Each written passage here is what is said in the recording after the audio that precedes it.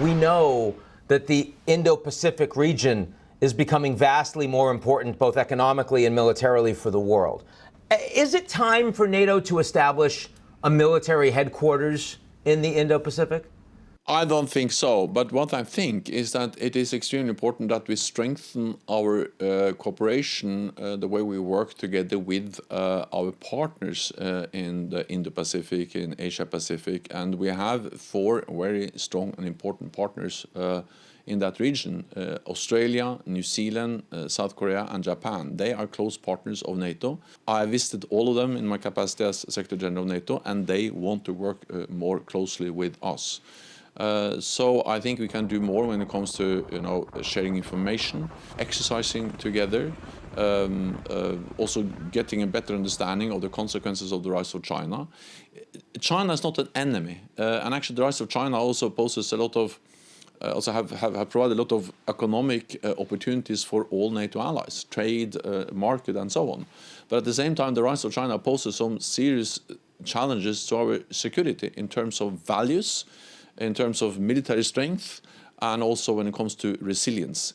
China is a big power that doesn't share our values. We have seen that in Hong Kong, we have seen in the way they deal with Uyghurs, the minorities, and they actually state clearly that they don't share our democratic Western values. China has now the 2nd largest defense budget in the world, investing heavily in new modern capabilities and also using new advanced technologies, artificial intelligence, autonomous systems, and so on.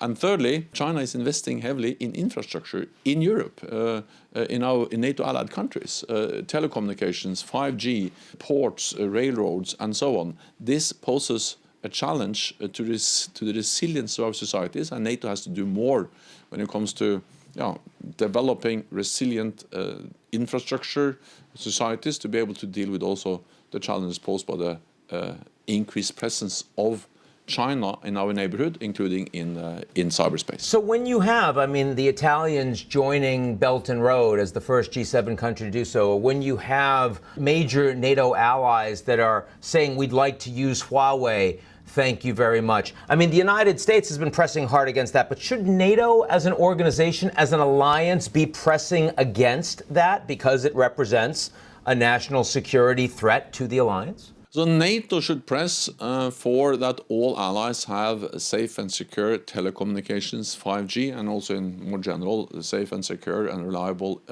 infrastructure, civilian infrastructure, because that's important for our societies, but it's also important for military operations.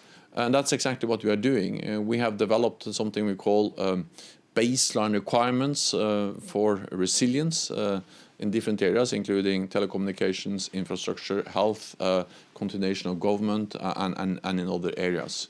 And this is a tool we use to make sure that allies take into consideration, for instance, issues related to foreign ownership, foreign control, foreign investment in 5G telecommunications.